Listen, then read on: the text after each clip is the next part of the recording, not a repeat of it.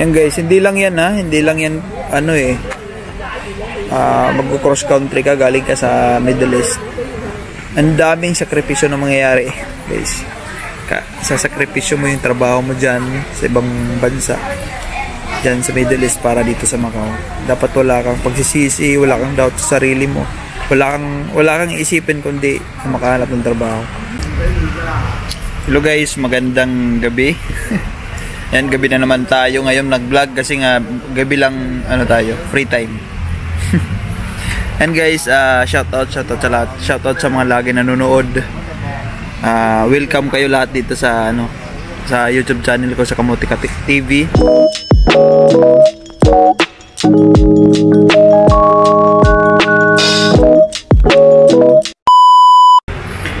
And ayan, sa mga gusto mag-Macau, watch lahat ng mga vlog ko.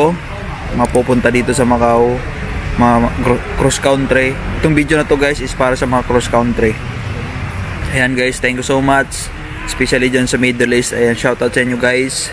Shoutout sa mga OFW na gusto gusto lumipat ng ibang bansa naman, di ba? Ganun, mas maganda guys kung may natunugan kayong mataas yung sahod, tapos ang tagal mo na dyan sa trabaho mo, tapos parang wala nangyayari, siguro it's time to transfer na, di ba? Ganun, kung yung bansa na gusto mong transferan is pwede naman doon mag-apply as kahit tourist, maganda yon. Pero kung yung bansa na gusto mong puntahan tapos hindi pwede doon mag-tourist tapos apply, hindi pwede yun, diba? And mahirap yun. Huwag ka na pumunta doon sa lugar na yun. Baka mamaya mapahama ka pa, diba? Ayan guys, salamat sa lahat. And shoutout pala sa mga mandirigma dito sa Macau. Kaya nyo yan guys, kaya nyo yan. Kaya mawala ng pag-asa. Kung masipag ka naman, kung alam mo sa sarili mo na masipag ka, wala pang 1 month yan, may trabaho ka na dito sa Macau. Masipag ka talaga at hindi ka nahihiya, makapal yung mukha mo, makakahanap pa dito sa Macau ng trabaho.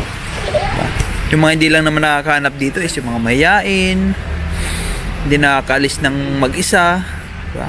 Yun, yung mga hindi na. Kaya congrats sa mga makakapal na mukha dito. 1 to 2 weeks lang may trabaho na. Kasi makapal yung mukha, ganun, hindi nahihiya.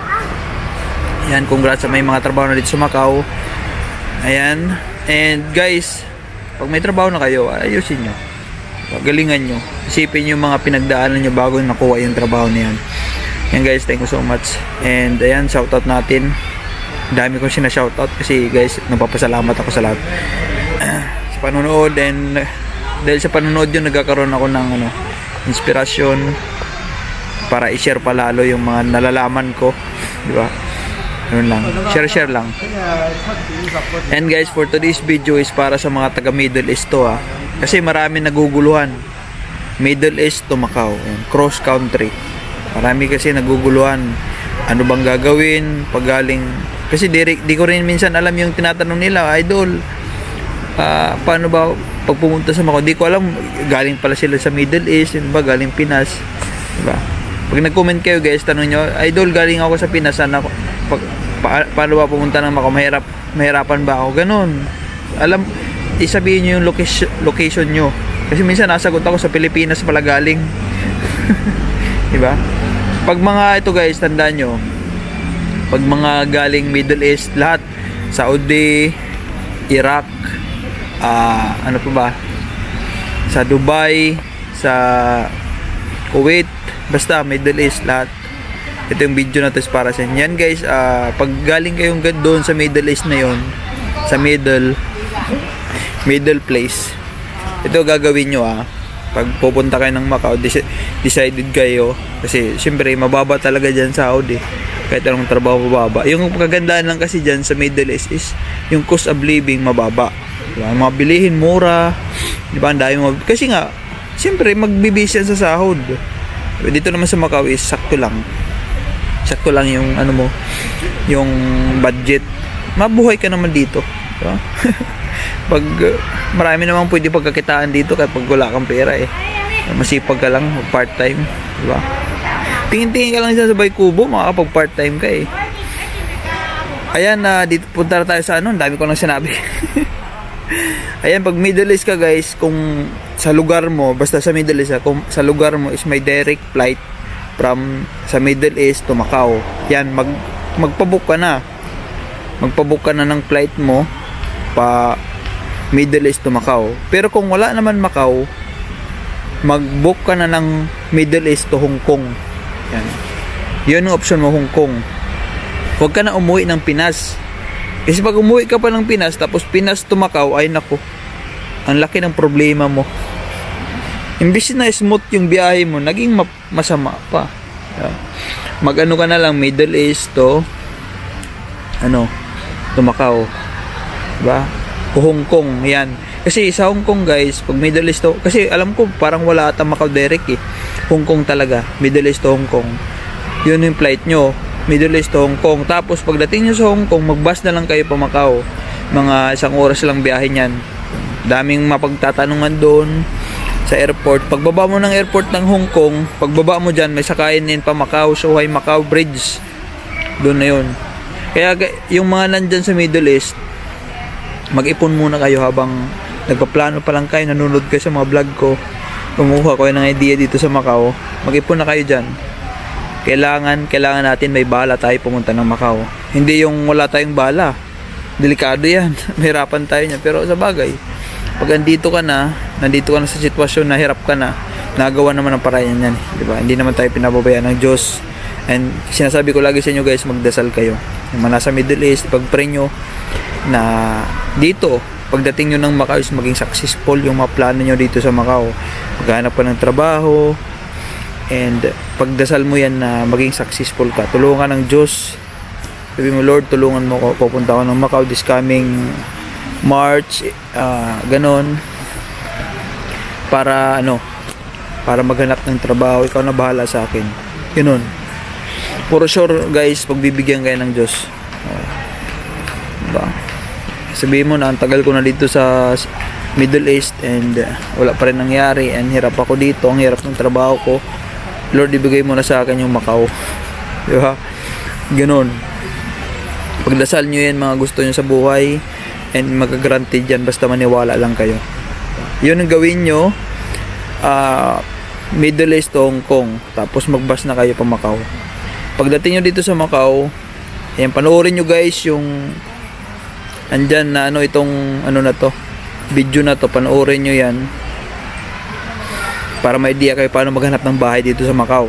Yan, itong video na to, panoorin nyo yan para magkaroon kayo ng idea dito sa Macau, anong tirahan, paano maghanap ng bahay para hindi na kayo mahirapan.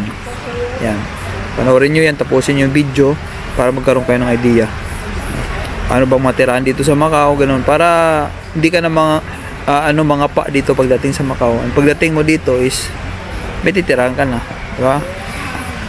Wala lang pagdating ng airport galing dyan sa sa Hong Kong, bibigyan ka ng 14 days. Paglapag mo ng Hong Kong, bibigyan ka ng 14 days immigration sa airport. And then pagdating na mo naman ng Macau galing Hong Kong, bibigyan ka ng Macau immigration ng 30 days.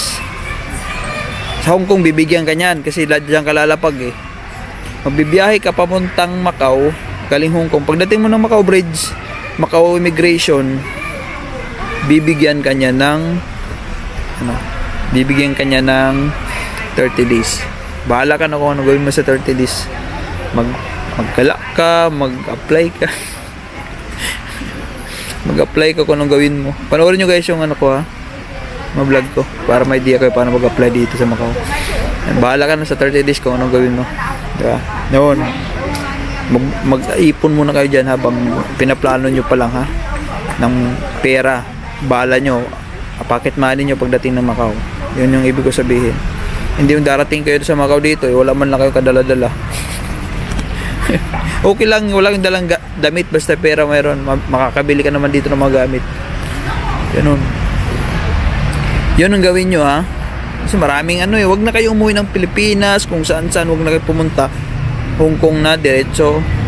Kung mga nag-anuman kayo dyan, example, nakalib kayo, and gusto nyo umalis din sa trabaho, nakalib kayo, di ba, bibigyan kayo ng ticket ng boss nyo, bibigyan ko yung ticket o papinas ka. Hindi sila papayag na pumunta kasi ibang bansa eh. Gusto lang nila Pinas kasi uwi ka. Pinas. O. Kuha ka, pabuka ng ticket na pa Macau, pa Hong Kong. Huwag mo nang sakyan yung papinas. Huwag kang manghinay sa ticket. Di naman ikaw bumili niyan eh. Baka mo naman eh. Bumili ka ng sarili mong ticket from dyan sa Middle East to Hong Kong. Sa'yo yun. O. Alam nila, alis kayo, pupunta Pinas, pero Macau ka pala. Diba? Anong gawin mo? Kasi pag uwi ka pa ng Pinas, guys, mahirap. Ang gawin mo is, maghanap ka ng trabaho dito sa Macau, and then, pag nakahanap ka na, is magbakasyon ka na lang, uwi ka na lang. O kaya, yung pamilya mo, pwede naman sila pumunta dito sa Macau eh. Invite mo lang. Kung may trabaho ka na. Pero pag tourist ka lang dito, hindi ka pwede mag-invite. Pag may trabaho ka na, yun, pwede ka mag-invite dito sa Macau. Yun guys, yun lang yung share ko. And mag-ipon ha, habang nandyan ka pa habang nagpaplano ka pa lang pa Macau. Mahirap yan, pag walang baon. Diba? Ganun. Yun ang gawin mo. Sana naunawaan nyo guys, yung mga nasa Middle East na gusto mag-Macau. 30 days agad yung visa na bibigay. Bahala ka na kung ano gawin mo. Ganun. Mag-ipon kayo ha. Tsaka dapat guys, desidido kayo ha. Wala kayong doubt sa sarili nyo kung pag cross country kayo dito. Huwag nyo kong sisihin ha kung ano mangyari sa inyo dito sa Macau. Kasi ako nag-guide lang ako, sinasabi ko lang. Pumunta kayo dito sa Macau, dapat desidido kayo, iniwan nyo yung trabaho nyo.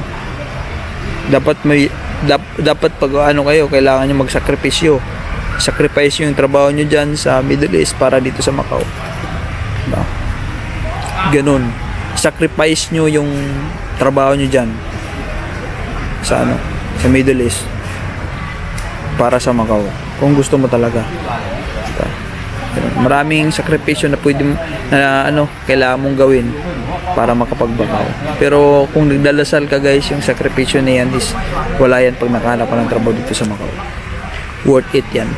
Diba? Thank you so much guys, and yun lang. God bless sa lahat. I love you all. Thank you. Sana may natutunan kayo.